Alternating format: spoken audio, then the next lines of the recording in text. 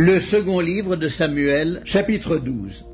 L'Éternel envoya Nathan vers David, et Nathan vint à lui et lui dit, « Il y avait dans une ville 2 hommes, l'un riche et l'autre pauvre. Le riche avait des brebis et des bœufs en très grand nombre. Le pauvre n'avait rien du tout qu'une petite brebis qu'il avait achetée. Il la nourrissait et elle grandissait chez lui avec ses enfants. Elle mangeait de son pain, buvait dans sa coupe, dormait sur son sein et il la regardait comme sa fille. Un voyageur arriva chez l'homme riche, et le riche n'a pas voulu toucher à ses brebis ou à ses bœufs pour préparer un repas au voyageur qui était venu chez lui. Il a pris la brebis du pauvre et l'a apprêtée pour l'homme qui était venu chez lui. La colère de David s'enflamma violemment contre cet homme, et il dit à Nathan, « L'Éternel est vivant, l'homme qui a fait cela mérite la mort. Et il rendra 4 brebis pour avoir commis cette action et pour avoir été sans pitié. » Et Nathan dit à David, « Tuez cet homme-là. Ainsi parle l'Éternel, le Dieu d'Israël. Je t'ai oint pour roi sur Israël, et je t'ai délivré de la main de Saül. Je t'ai mis en possession de la maison de ton maître. J'ai placé dans ton sein les femmes de ton maître, et je t'ai donné la maison d'Israël et de Juda. Et si cela eût été peu, j'y aurais encore ajouté, pourquoi donc as-tu méprisé la parole de l'Éternel en faisant ce qui est mal à ses yeux? Tu as frappé de l'épée Uri, le Héthien. Tu as pris sa femme pour en faire ta femme, et lui, tu l'as tué par l'épée des fils d'Ammon. Maintenant, l'épée ne s'éloignera jamais de ta maison, parce que tu m'as méprisé, et parce que tu as pris la femme d'Uri, le Héthien, pour en faire ta femme. Ainsi parle l'Éternel. Voici,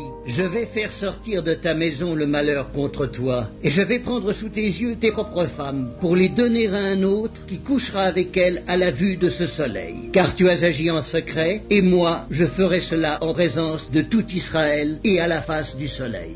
David dit à Nathan, « J'ai péché contre l'Éternel. » Et Nathan dit à David, « L'Éternel pardonne ton péché, tu ne mourras point, mais parce que tu as fait blasphémer les ennemis de l'Éternel, en commettant cette action, le fils qui t'est né mourra. » Et Nathan s'en alla dans sa maison. L'Éternel frappa l'enfant que la femme d'Uri avait enfanté à David, et il fut dangereusement malade. David pria Dieu pour l'enfant et jeûna, et quand il rentra, il passa la nuit couché par terre. Les anciens de sa maison insistèrent auprès de lui pour le faire lever de terre, mais il ne voulut point, et il ne mangea rien avec eux. Le 7e jour, l'enfant mourut. Les serviteurs de David craignaient de lui annoncer que l'enfant était mort, car ils disaient, « Voici, lorsque l'enfant vivait encore, nous lui avons parlé, et il ne nous a pas écoutés. Comment oserons-nous lui dire l'enfant est mort? Il s'affligera bien davantage. » David aperçut que ses serviteurs parlaient tout bas entre eux, et il comprit que l'enfant était mort. Il dit à ses serviteurs, « L'enfant est-il mort ?» Et ils répondirent, « Il est mort. » Alors David se leva de terre. Il se lava, soignit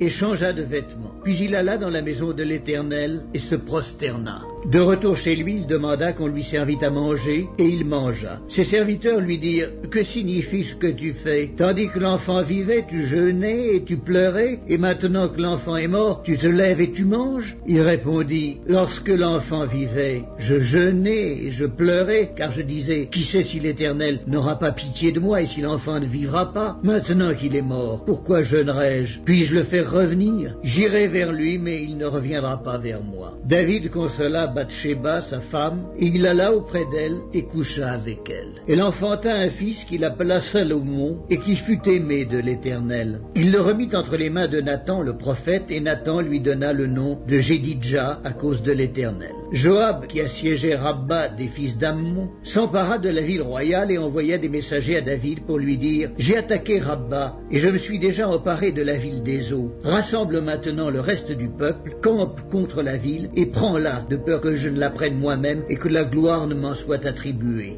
David rassembla tout le peuple et marcha sur Rabba. Il l'attaqua et s'en rendit maître. Il enleva la couronne de dessus la tête de son roi. Elle pesait un talent d'or et était garnie de pierres précieuses. On la mit sur la tête de David, qui emporta de la ville un très grand butin. Il fit sortir les habitants et il les plaça sous des scies, des herses de fer et des haches de fer, et les fit passer par des fours à briques. Il traita de même toutes les villes des fils d'Ammon.